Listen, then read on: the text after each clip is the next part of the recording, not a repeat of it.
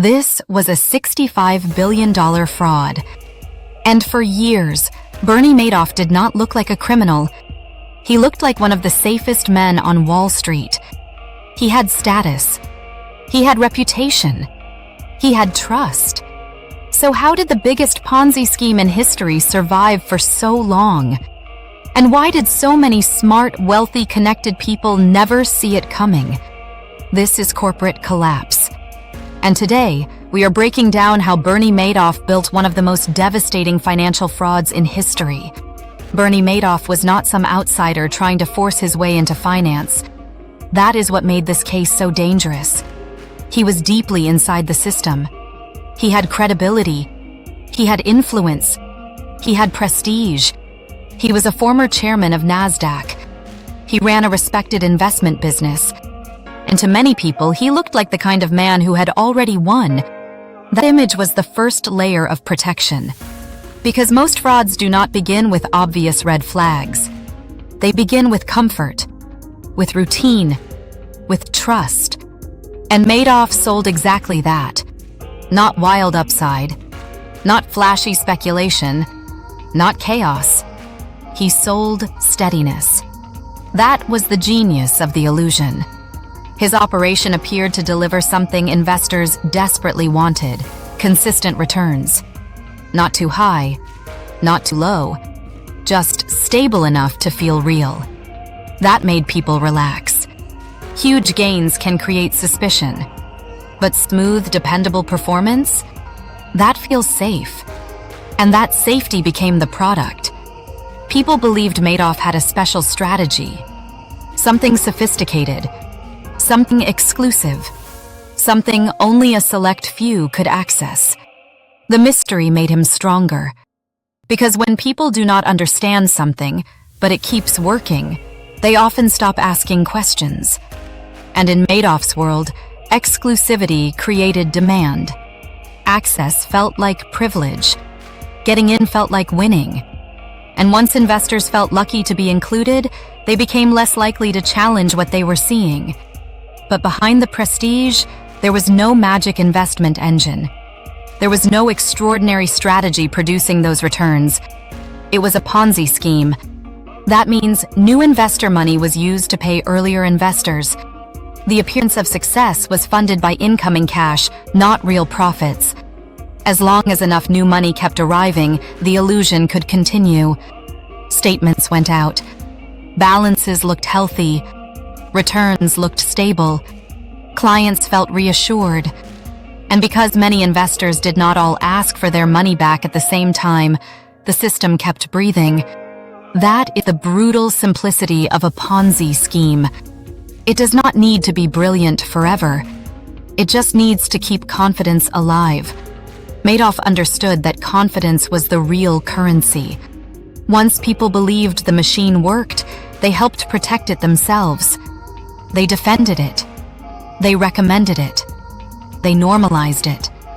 And every month that passed without collapse made the lie look more believable. This is where the psychology gets important. People like to imagine fraud victims as careless or foolish. That is not what happened here. Many of Madoff's victims were experienced. Some were wealthy. Some were sophisticated. Some had spent their lives around money. So why did they miss it? Because trust is powerful. Reputation is powerful. Social proof is powerful. When a person is surrounded by prestige, our brains often lower their guard. If respected people believe, other people borrow that belief. If wealthy people are invested, others assume diligence was already done. If results keep looking steady, doubt becomes uncomfortable. And once someone commits emotionally, socially, or financially, it becomes even harder to step back and admit something feels wrong. That is how fraud grows. Not just through lies from the top, but through silence, ego, status, and the fear of being the only person in the room asking hard questions. And there were warning signs. The returns were suspiciously consistent. The strategy was hard to verify. The secrecy was too convenient. The operation relied heavily on trust instead of transparency. But in a bubble of confidence, warning signs often get reinterpreted as signs of genius. Secrecy becomes sophistication. Exclusivity becomes prestige. Consistency becomes proof. That is one of the most dangerous things in finance, when people stop demanding evidence because the story feels too comfortable to question. Madoff did not need everyone to understand the operation. He only needed them to believe it was working. And for a long time, they did. Like many financial frauds, the scheme did not collapse because someone suddenly became honest. It collapsed because the math stopped working. During the financial crisis, fear spread everywhere. Investors wanted cash. Redemptions surged. Too many people wanted their money back. And that is the moment every Ponzi scheme eventually faces.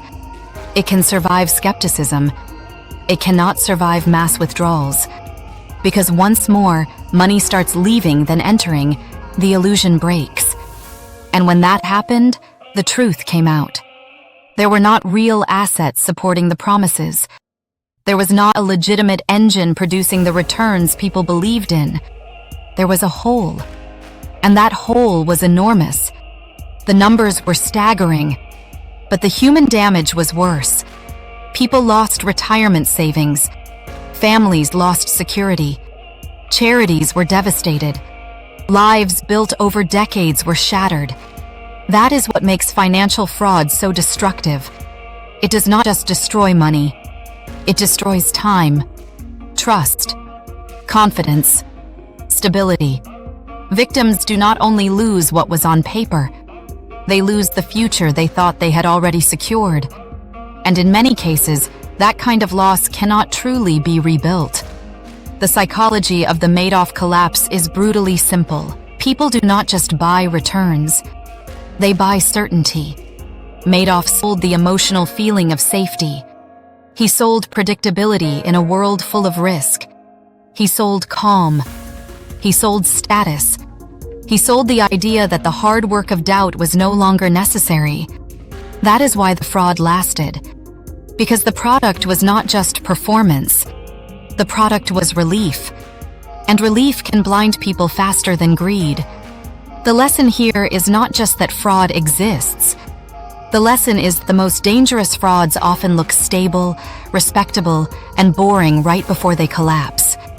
If returns are too smooth, if transparency is weak, if the story depends on trust more than proof, if no one can clearly explain how the machine works, that is not safety. That is exposure.